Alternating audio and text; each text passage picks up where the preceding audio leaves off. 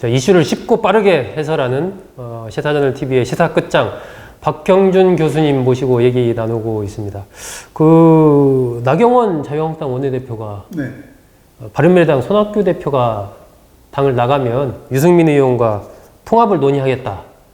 이렇게 얘기를 하면서 이른바 이제 보수 통합론에 대해서 뭐 갑론을박이 한창인데 뭐 어제 오늘 일은 아니지만 최근에 굉장히 많은 다양한 시나리오가 이와 관련해서 거론이 되고 있고 또 바른미래당 뭐 민주평화당에서 이미 일정한 폭의 이제 정계 개편 흐름이 이제 가시화되고 있는 상황인데 교수님께서는 뭐 그동안에 어쨌든 이 보수 세력과 관련해서 여러 가지 모색도 해오셨고 또 이론가로서 또 많은 말씀도 해오셨고 그렇기 때문에 남다른 좀 생각을 갖고 계실 것 같은데 어떻게 현재 움직임 좀 보고 계신지요?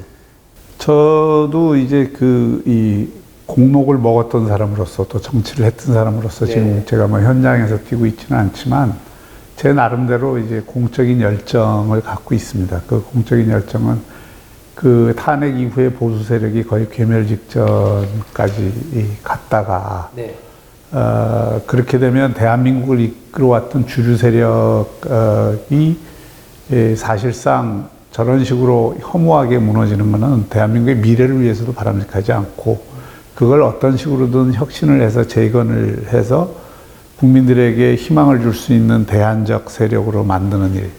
이게 이제 그래도 이제 보수나 중도 쪽에서 정치를 했던 사람들의 공통 과제라고 생각이 돼요. 근데 아쉽게도 그동안 뭐 자유한국당을 비롯해서 보수의 중심 세력이 자기 혁신을 제대로 못 해냈죠. 그래서 제 개인적으로는 그 혁신은 일단 자신이 추구해왔던 가치와 노선 그리고 그동안의 정치적 행위에 대한 이 포괄적인 자기 반성과 성찰 속에서 어떤 새로운 가치와 노선 담론을 만들어내야 되는 과제가 있었고 그것도 제대로 안 됐죠. 그래서 이제 그 부분과 관련해서도 저도 관심이 많아서 최근에 이제 보수의 재구성이라는 새로운 가치와 담론을 좀 이렇게 제시하는 책을 봄에 냈고요. 그래서 그건 나름대로 반향이 있었습니다. 그런데 이제 뭐 거기에서 제가 이제 대한민국을 이끌어왔던 중심 가치가 뭐고 또 보수가 뭘 하려고 했고 보수라는 사람들은 되게 있지만 이념을 막 이렇게 정리하는데 능한 사람들이 아니니까 경험을 통해서 쭉 해왔던 사람인데 그러나 대한민국의 그 헌법 가치나 또 대한민국을 이끌어왔던 기본적인 국가 전략 노선이 자유주의와 이 공화주의, 민주주의라고 하는 그 틀 위에서 이루어진 거고 그걸 여러 가지 얼룩이 있었음에도 불구하고 지금까지 고쳐오면서 지금 그 국민적 에너지와 함께 오늘의 대한민국을 만들어 온 거다. 그리고 그에 대해서는 자부심을 가져야 되고 대신 뭘 잘못했는가에 대해서도 그 과정에서 만들어 놓은 여러 가지 얼룩들에 대한 반성도 있어야 된다. 근데 그 반성이 지금 제대로 안 이루어졌죠. 그러면서 지금 특히 젊은 세대들한테 이 자유한국당 같은 경우에는 매력을 잃어버렸잖아요. 외면받고 있죠. 그래서 이제 그런 부분들을 극복하기 위해서는 이제는 혁신해서 통합하기는 너무 늦었고 통합을 통해서 혁신을 할 수밖에 없다.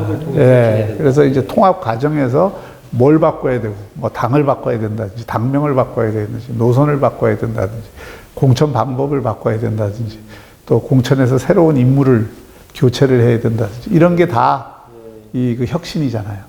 그래서 저는 오히려 통합을 통해서 혁신을 얻는 이런 전략으로 가야 된다고 생각을 하고, 이제 뭐 그런 관점에서 보면 가을 정국에서 뭐 그 외교상이나 대북 문제나 뭐 이런 그 이슈들을 제끼면 국내 정치적으로는 야권의 정계 개편 이슈가 가장 중심적인 이슈다. 올 가을 되면. 올 8월부터 이미 저는 시작이 됐다고 봅니다. 그러니까 어제 그러니까 며칠 전에 나경원 대표가 얘기한 것도 그게 꼭 뭐 이렇게 준비된 방식으로 되지는 않았지만 그런 거에 이제 예민하게 언론이 반응하고 이러는 것도 그게 굉장히 불씨가 될 수 있고 상당히 새로운 티핑 포인트를 만들 수 있다라는 것 때문에 그런 거거든요. 근데 이제 그런 면에서 이제 통합을 하되 어떻게 할 거냐. 또 어떤 가치를 중심에 두고 어떤 사람들이 어떤 자기 개혁을 하면서 할 거냐 하는 게 이제 앞으로의 과제가 되겠죠. 네. 이 형태를 보면 결국은 이게 이제 1차적으로 어제 나경원 원내대표의 발언을 보면은 어쨌든 좀 바른미래당 쪽과의 통합을 자유한국당이 1차적으로 좀 보고 있는 것 아닌가 뭐 이런 분석들이 많이 나오는데 또 자유한국당 내에서도 일부는 그거 아니다라고 또 뭐 목소리도 나와요. 그러니까 굉장히 이게 사실은 자유한국당, 바른미래당, 또 우리 공화당까지 그리고 또 외부에 있는 세력까지 이 일종의 이제 사자 연대를 통해서 보수의 통합, 보수의 단일화되는 어떤 전선 이것을 구축하는 작업이 과연 총선 전까지 가능하겠는가?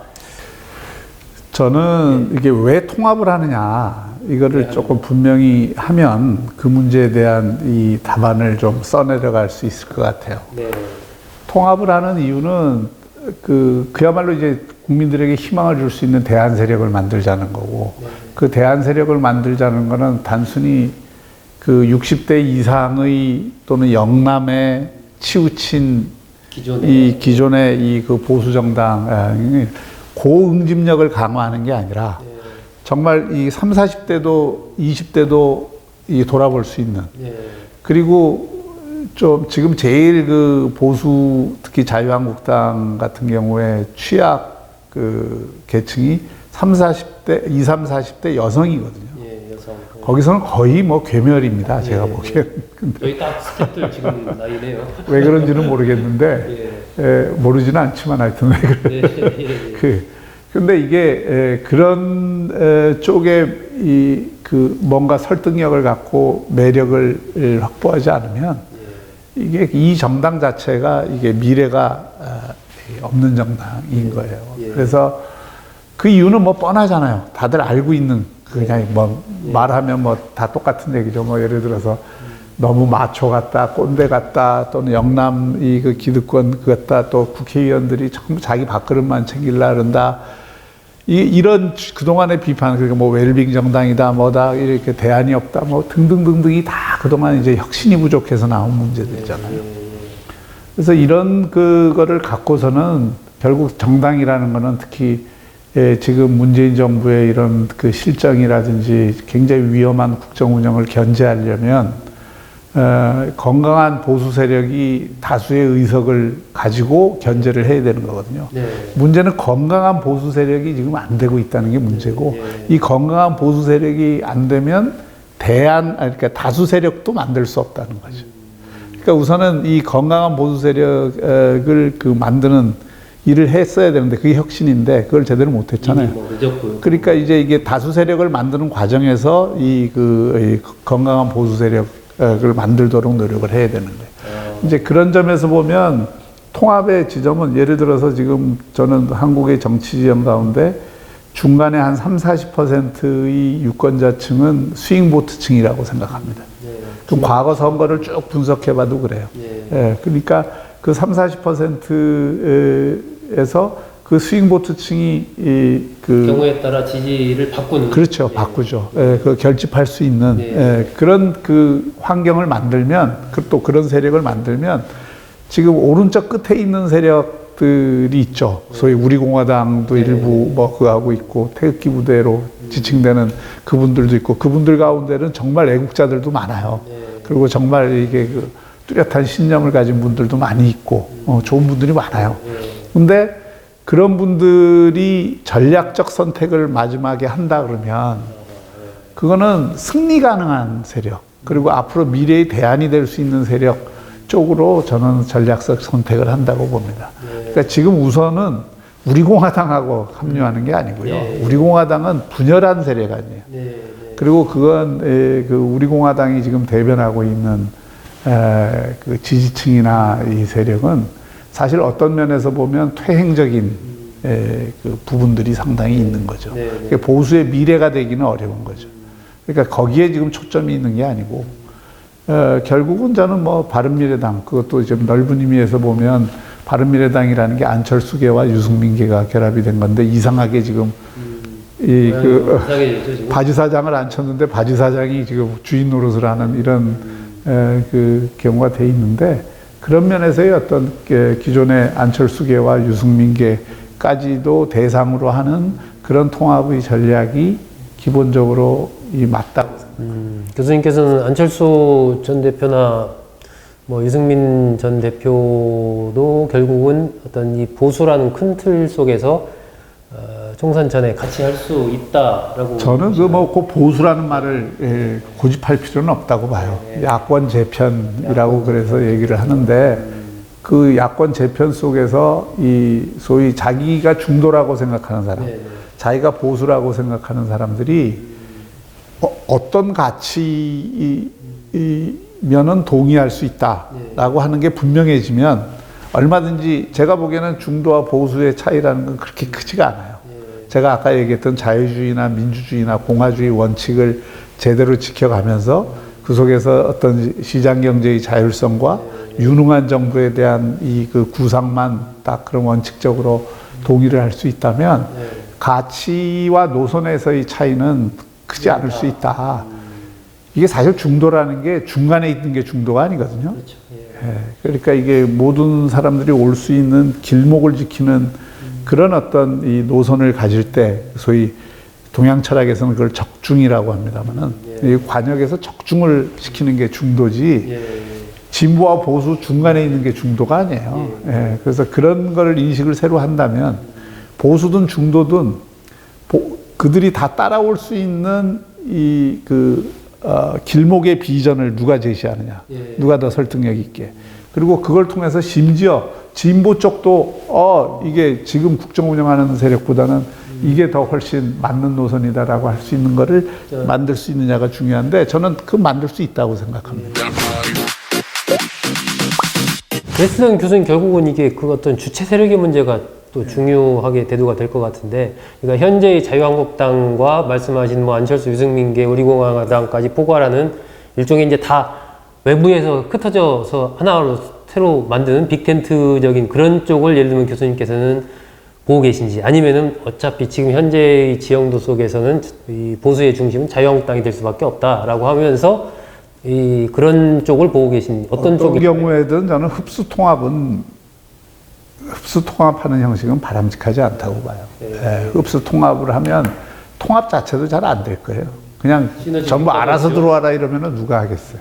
그래도 가진 쪽에서 좀 자기 기득권도 내려놓고 뭔가 자기 그 변화의 모습을 보이면서 통합이 돼야 좀 작은 세력하고 통합이 되더라도 그게 시너지가 있는 거지. 그러니까 그게 어려운 일이죠. 사실은 기존의 보수가 제일 욕먹는 게 기득권에 안주하려고 하는 거, 그리고 자기가 가진 건 절대 안 내놓으려고 하는 거. 특히 현역 국회의원들 같은 경우 영남 의원들이 대부분이기 때문에 영남 의원들 같은 경우는 지금 자유한국당을 가지고도 내년 총선에 공천만 받으면 된다고 생각을 하니까. 근데 그들이 국회의원을 하는 이유가 뭐예요? 국정을 운영하라는 거고, 그거는 사익을 넘어서 이 공적인 그 영역에서 봉사를 하라는 거고, 그 공적 영역에 봉사를 하는 거는 자기 신념윤리와 책임윤리를 갖고 하라는 건데, 막스 베버의 말에 의하면 그런 것들을 자기 그냥 밥그릇 챙기기 위한 걸로 이게 다 전환을 한다면 그건 사실 심판받아 마땅하죠.